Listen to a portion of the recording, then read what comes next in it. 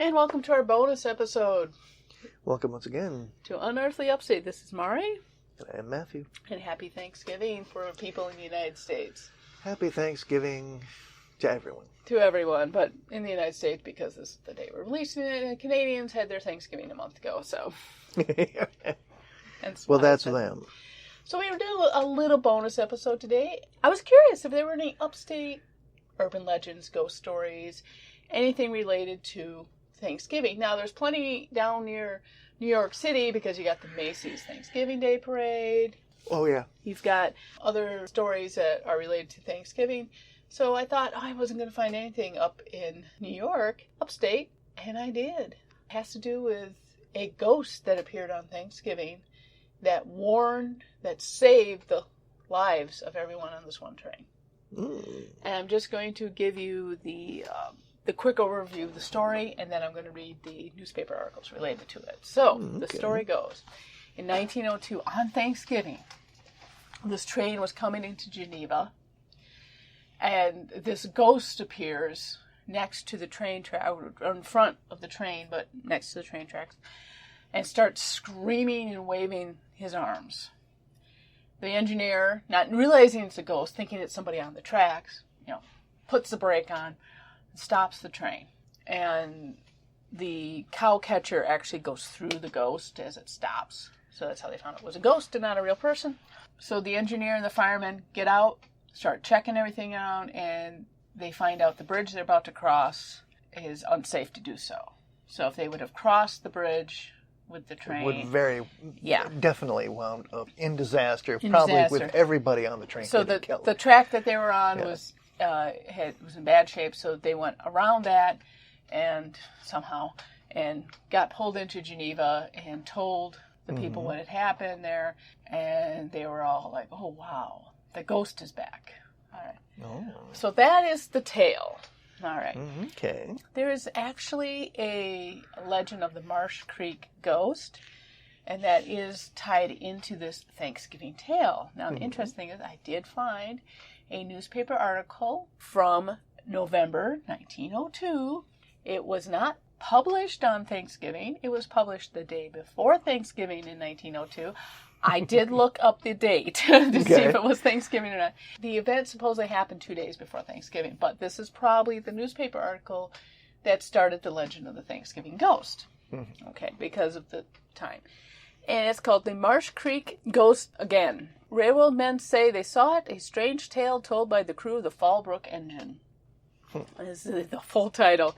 So it was a Pennsylvania Division freight train had stopped in Geneva yards a few hundred feet east of the Central Hudson Station last night by a ghost. Okay.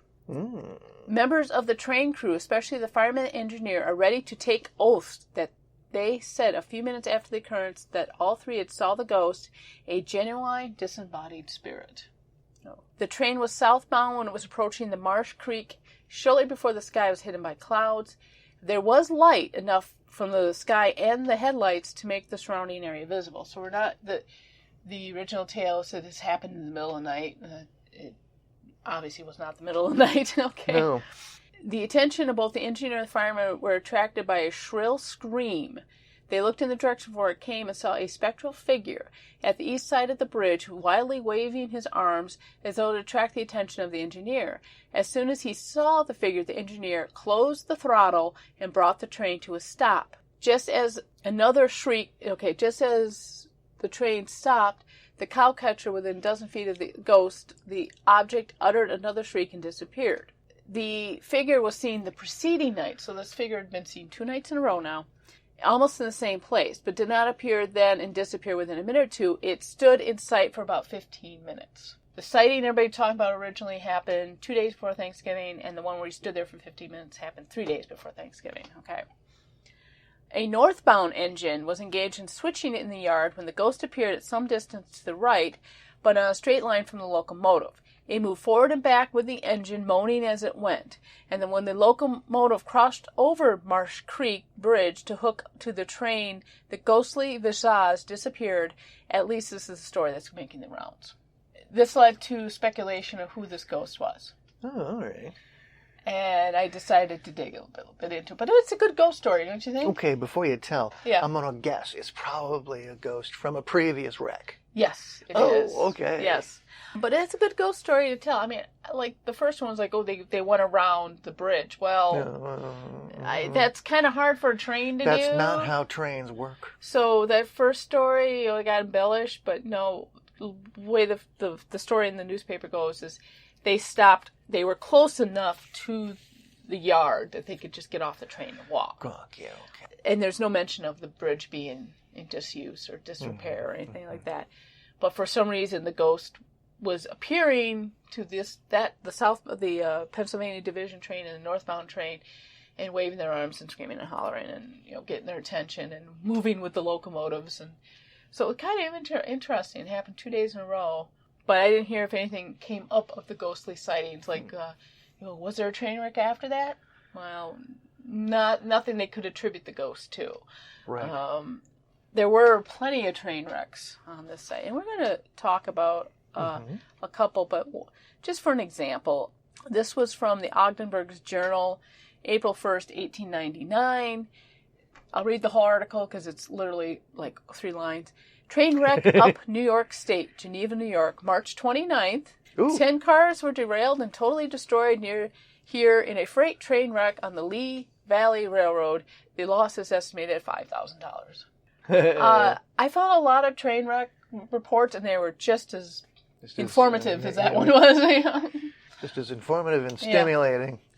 But we had an interesting one, and I think if we have any candidates for the ghost, it's this one. Now, the first article is very short and sweet, just like the one I read you. Killed in a train wreck, Geneva, New York, June 11th. This is from the Watertown Herald, June 12th, 1897. Fireman Ryan of Towanda, PA, was killed in a wreck on the Lee Valley Railroad near here. His engine crashed in the rear end of a freight train. Oh. That's short and sweet, right? Yeah. Poor Ryan died. So there was a crash. Okay, well. Was he working out there? Yeah, he was working on the train. But here's the interesting thing. Okay, that was June 12th, 1887.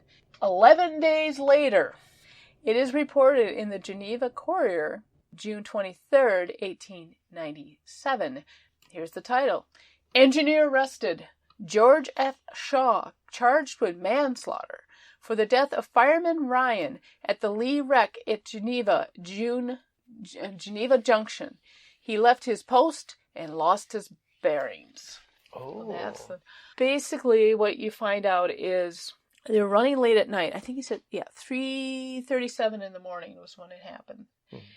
And he was the engineer, and he had to go check something in he had to go check the water level. So he left his throttle on, walked back, checked the water level, came back and realized he was too close to the train junction and tried to stop the train. Ooh. It's a bit of negligence on the engineer's part. Yeah.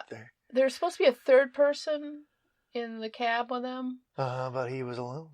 But no, he was with him and the fireman. Oh, right, okay. Okay, but the thing was, he thought he was further away because he saw this other train he read, and also the conductor of the other train was sleeping in the caboose of the train they hit, and he was severely injured too, but he wasn't killed. Here it is. They left Manchester at 7:13 in the evening before. So they got to Lodi at 2:12 a.m. His engine followed this other train at Lodi, and then 10 minutes later, they were running at 80 miles per hour. When he was west of Varick, Shaw left the throttle to walk back to the tender to see how the water stood in the tank. He told the fireman at the time that he intended to catch up with the train ahead of them and help it over here in Manchester. He swore at this time he had lost his bearings in the darkness and did not know what part of the road he was on. He had no idea he was coming at a high rate of speed into Geneva. He had barely returned to the cab when he saw a few feet ahead the outline of the freight train. He reversed the lever, but it was too late, and the sandpipes were useless as they were behind the driving wheels. He cast an instant look behind and saw the fireman at the boiler head with his back towards the step as though about to jump. And that's when they were asked, was he of the habit of leaving the throttle full when he walked away? And he said, no, you're not supposed to do that. I'm supposed to hand it over to somebody else. Right. And he didn't. So basically, they did find him negligent, and he was convicted of manslaughter for this. It's a very long article. If anybody wants to read it, go ahead. It's really interesting. Except I'm having trouble reading it right now because this thing bouncing around. It's an interesting... New York State Historic Newspapers has a website, and if you try to zoom in on the articles... Sometimes it messes it up, yeah. It just bounces up and down. But yeah, it's actually a very long article for the newspapers of that time. It's much longer than those little 3 or 4 line ones. Right, exactly. So basically, Shaw was blamed for it all. Oh, really? For everything that happened. And 80 miles per hour, by golly, that was pretty good, yeah. Burning up the road for an old train. Because he wanted to catch up with the other one. Right, exactly. But yeah, it's an interesting one. So there we have it. There is a little ghost story for you for Thanksgiving. I hope you enjoyed. Hope you enjoyed it. This is a little bonus episode. I guess we're done. Okay. Happy Thanksgiving. Happy Thanksgiving. And thank you for listening to our podcast. Thank you, everyone. Bye. Bye-bye. Thank you for listening to Unearthly Upstate. You can find us on Facebook, Twitter, Instagram, YouTube, Patreon, and on our webpage. We are also on Apple Podcasts, Spotify, Spreaker, Stitcher, Podbean, Google Podcasts, and CastBox. Please like, share, and review on your favorite platform. Unearthly Upstate is an Animator Liar production. The show is produced by Mari and Matt Manette, with purring provided by Honey and Lloyd. Research and writing by Mari Manette. Music is by Kevin MacLeod, licensed under Creative Commons Attribution 3.0 license. Unless otherwise stated in the episode, the places mentioned in the broadcast are not paid or contact us for any type of promotion. Please check out our webpage for credit and sources for the episode. Thank you.